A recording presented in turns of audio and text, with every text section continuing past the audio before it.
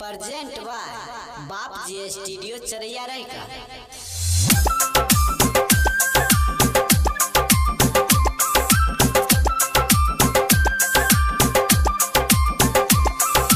Music by DJ Umesh Shukipur बाजार।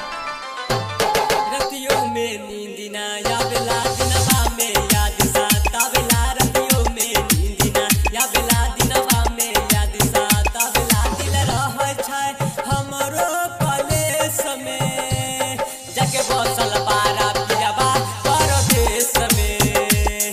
काहे छोड़ के गइला राजा परदेश में।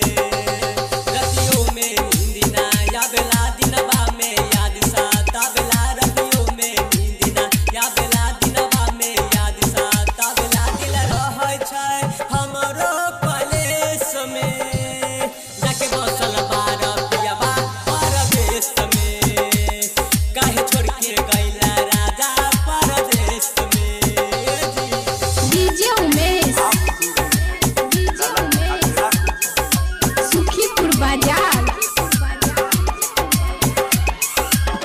जब से तू छोड़ के गइला राजा हरियाणा घोटले घोटात नइखे हमारा से खाना।